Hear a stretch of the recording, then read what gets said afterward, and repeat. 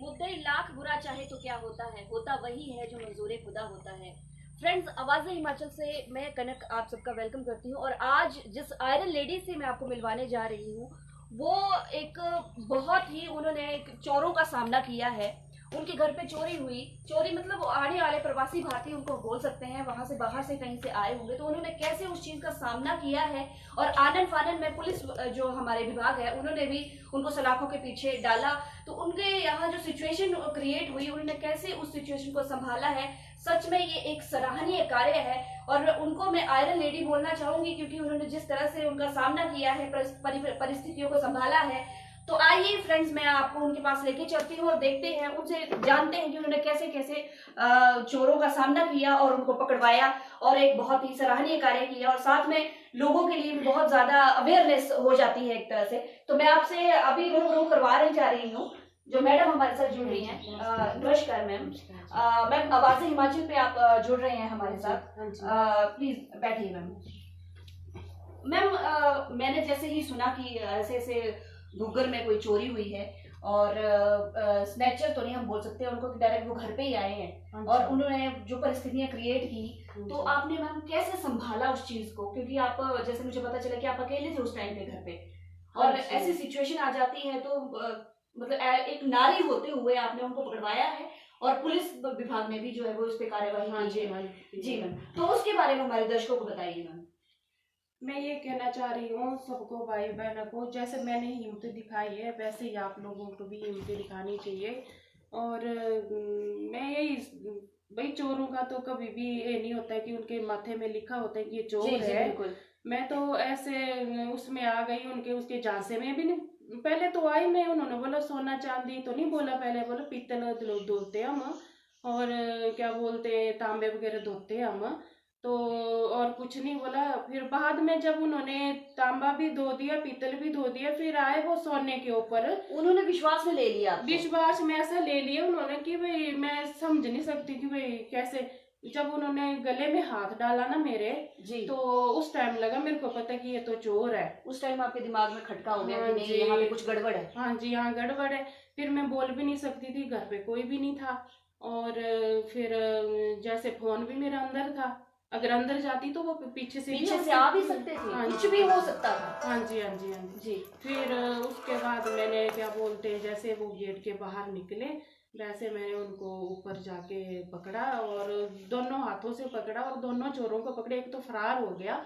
हाँ जी, एक पकड़ में आया, फिर दूसरा भी आ गया। फिर हमारे जो गांव के जो है यहाँ के रवि कुमार, ये भी पीछे से आया और इसने भी पकड़ा। फिर अच्छा, आपके गांव वालों ने भी आपकी हेल्प की है? हेल्प की है। जैसे आपने मैम बताया कि उन्होंने पहले क्या मतलब जो लोटा वगैरह था उसको साफ किया? हाँ जी, पहले लोटा उसने साफ किया जबरदस्ती। भैया हम कंपनी की तरफ से आए हैं, आप कैसे आपने धोना है कैसे नहीं, और हम आपको बता देंगे। हम सारे लेडीज को सबको बताते आ रहे हैं जी। और क्योंकि मार्केट में आएगा ये जो केमिकल, तो आपको पता नहीं चलेगा कि कैसे धोगे आप। अगर आपके घर में सोना चांदी है, आप घर में बैठ के भी धो सकते हो। उन्होंने वैसा विश्वास दिलाया मेरे को। फिर आपकी चेन को मैम, आपकी चेन को कैसे उन्होंने, मतलब आपने कहा कि चेन को उन्होंने धो के दिखाया, वो कैसे, वो वाला बताइए।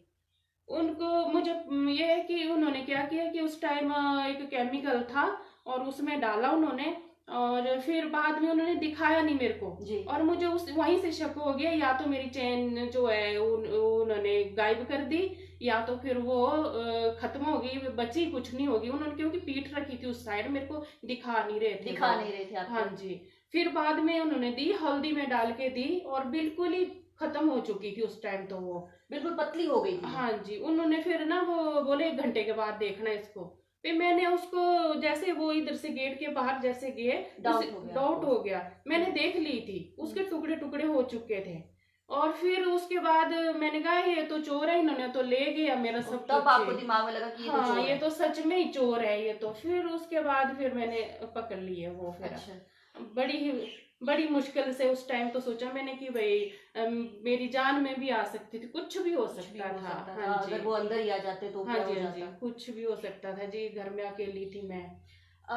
उनको देखने के लिए कैसे लग रहे थे आपको? मतलब यहाँ हिमाचली लग रहे थे या फिर कहीं बाहर से प्रवासी थे वो? नहीं, वो बिहारी जैसे लग रहे थे, बाहर से लग रहे थे, यूनिफॉर्म जैसे उन्होंने डाली हुई थी, जैसे कंपनी की तरफ से जैसी यूनिफॉर्म डाली हुई थी, तो हाँ, किसी हाँ कंपनी से। मैचिंग, हाँ मैचिंग ब्लैक पैंट जैसी डाली थी, और जैसे सरकारी स्कूल जैसी जो होती यूनिफॉर्म, जो शर्ट होती है वैसी डाली हुई थी उन्होंने। अच्छा तो मुझे लगा शायद वो ही होंगे, मेरे दिमाग में इतना ये नहीं, इतना मैं काम करती हूँ, मैं कभी भी ऐसे झांसे में नहीं आती हूँ, पर मैं फर्स्ट बारी ऐसी आ गई, और मेरी सोने की जो चैन है वो बिल्कुल ही मैम गई। अभी कहाँ है आपकी सोने की चेन?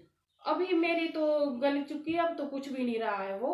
आप वो अच्छा मैंने दे दी है सुनियारे के पास, उसका क्या करना था जी, वो तो बोले। थोड़ी रहेगी। हाँ बहुत ही ये दुखद घटना मैं कह सकती हूँ। और जैसे आपने अभी मैडम से बात करी कि उनको उन्होंने कैसे परिस्थितियों का सामना किया, और ये एक मैं सराहनीय कार्य भी कहना चाहूँगी। और साथ में जो हमारे अगल बगल जो प्रवासी भारतीय यहाँ से आ रहे हैं, पहले भी मैंने अपने चैनल के माध्यम से जो पुलिस विभाग है, जो प्रधान हमारे जुड़े हुए हैं लोगों से, उनसे मैंने रिक्वेस्ट करी थी कि वो लोगों का, जो यहाँ के बाहर के लोग प्रवासी आ रहे हैं, उनका आधार कार्ड, उनका पंजीकरण जो वो बहुत ज़रूरी हो जाता है ऐसी सिचुएशन में। क्योंकि ये जो आपको पता ही है, पहले गूगल में भी एक हमने सुना था कि सीसीटीवी कैमरा में सारी रिपोर्ट्स आई थी, और उसमें देखा था कि कैसे उन्होंने एक चोरी को अंजाम दिया। और यहाँ पे भी अभी मैडम के साथ हमने बात करी, कितनी बड़ी दुर्घटना हो गई, और इससे भी ज़्यादा बुरा हो सकता था अगर वो कहीं अपने वो चाकू वगैरह निकाल लेते, और फिर और कुछ, मतलब इनकी जान पे भी बनाई है इन्होंने अभी कहा है।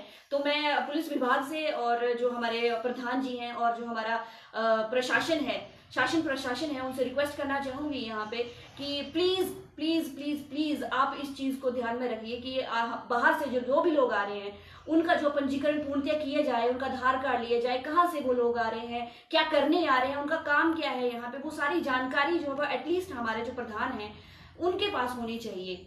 और ये ताकि ऐसी जो दुर्घटनाएं होने जा रही हैं, हो रही हैं हमारे आसपास, काफी चीजें हो रही है, उसको रोका जा सके, उसको जो है वो स्थगित किया जा सके, और लोग जो है वो भी एक राहत की सांस ले सके। तो ये मेरी प्रशासन विभाग से जो वो दरख्वास्त रहेगी एक तरह से। मैं कनक आवाज़ें हिमाचल से आपका वेलकम, आपका जो है वो बहुत धन्यवाद करती हूँ। और अगर आपको वीडियो अच्छा लगा होगा तो ज़रूर आप लाइक कीजिएगा, शेयर कीजिएगा, ज़्यादा से ज़्यादा शेयर कीजिएगा, ताकि लोगों को पता चले कि कैसे एक नारी शक्ति जो है वो यहाँ पे उभर कर सामने आ रही है। उन्होंने अपना पूरा जोर लगा दिया है कि मैं इस चोरी को रोकूंगी, और उन्होंने पुलिस विभाग को जल्दी से जल्दी जो है वो यहाँ पे बुलाया, और उन्होंने भी आनन फानन में जो है वो कार्यवाही की है उस चीज़ के लिए, वो भी सराहनीय है। पुलिस विभाग भी हमारा बहुत अच्छा कार्य कर रहा है। साथ ही मैं कनक आपको अपने चैनल के माध्यम से ये बोलना चाहूंगी कि हम जो लेडीज हैं घर पे, स्पेशली जो अकेली रहती हैं, उनके लिए जो है वो यहाँ पे बहुत बड़ी सीख मिल जाती है। और जो भी हमारे बेचने वाले आते हैं यहाँ पे, बाहर से आ रहे हैं, तो प्लीज उनका ध्यान रखिए कि वो किसी भी इस तरह की दुर्घटना को जो है वो दुर्घटना को अंजाम ना दे सके। तो खुद अवेयर रहिए, सुरक्षित रहिए, ये बहुत जरूरी हो जाता है। धन्यवाद।